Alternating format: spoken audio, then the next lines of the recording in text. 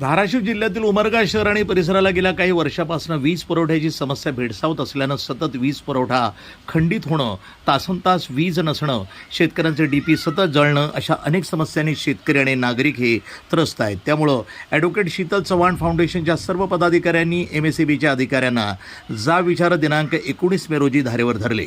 सुरुवातीला कोणी अधिकारी जागेवर नसल्यानं रिकाम्या खुर्चीला पुष्पहार घालण्यात आलं. काही वेळानं अधिकारी आल्यावर त्यांना चांगलेच धारेवर धरण्यात आलं. यावेळी फाउंडेशनचे अध्यक्ष सत्यनारायण जाधव, राजू बडगिरे, ॲडव्होकेट खाजा शेख, किशोर वसकुंडे, ॲडव्होकेट अर्चना जाधव, शबाना शेख, किशोर औरादे, भालेराव यांच्यासह इतर पदाधिकारी उपस्थित होते. जग चंद्रावर मंगळावर गेलं, पण या भागातील लोकांना अद्यापही मूलभूत सुविधांसाठी झगडावं लागतंय. या गंभीर समस्येवर ॲडव्होकेट शीतल चव्हाण फाउंडेशनच्या वतीनं आंदोलनाचा इशारा यावेळी देण्यात आला.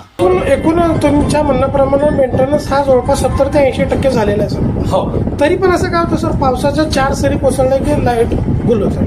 नाही ह्याच्यामध्ये काय झालं? पूर्ण शहर अंधार रात्रभर. नाही आता हे पूर्ण वारंवार अधिकाऱ्यांना फोन लावणं, नाही फोन न लागणं.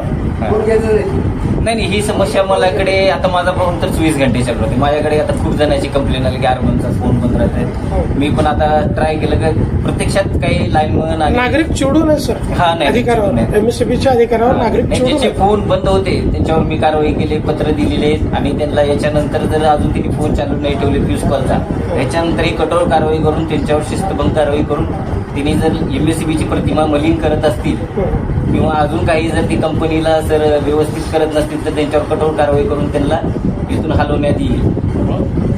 पण आता आपल्याकडून काय संदेश द्याल जेणेकरून उमरगेकरांना समाधान होईल की 24 तास लाईट उपलब्ध होण्यासाठी आपण तत्पर आहात? 24 घंटे लाईन हे त्यांना भेटावं म्हणून आपण तत्पर आहात. ज्याच्यासाठी काही लोड वाढलेला असेल तर मी एस्टिमेट पाहून तिथले लोड आपण काही प्रस्ताव दिलेले ते 63 ट्रान्सफॉर्मर 100 करत नाही 100 200 करून हे लोड वाढून घेऊ आणि जे काही एकदम कमकुवत तारा वगैरे झाली असली तर ते बदलून घेऊ.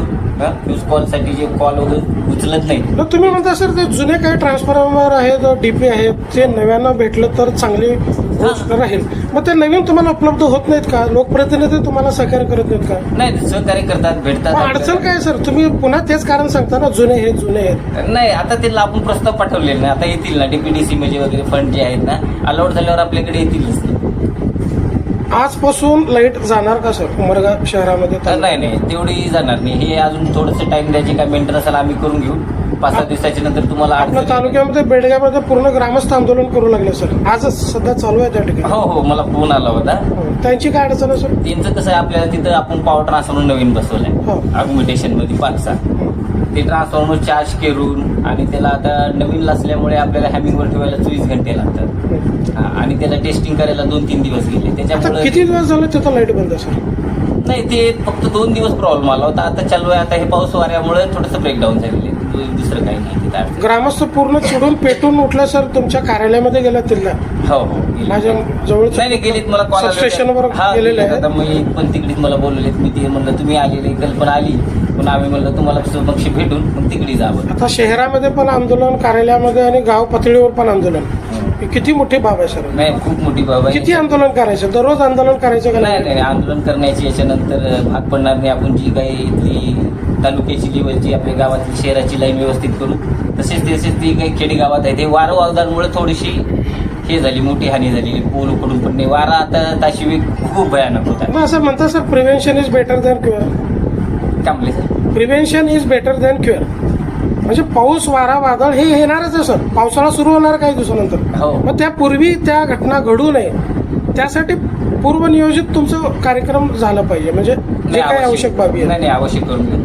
आजपासून लाईट जाणार नाही अशी अपेक्षा व्यक्त करतो सर. नाही सर, आम्ही पण याची काळजी घेतो. उमरगा शहरामध्ये 24 घंटे तुम्ही म्हणल्याप्रमाणे लाईन तत्पर 24 घंटे चालू ठेवण्याचे आम्ही प्रयत्न करतो. तुम्ही पण सहकार्य करावं, आम्ही पण सहकार्य राहील. प्रतिनिधी सचिन बिद्री, उमरगा, धाराशिव, NTV न्यूज मराठी.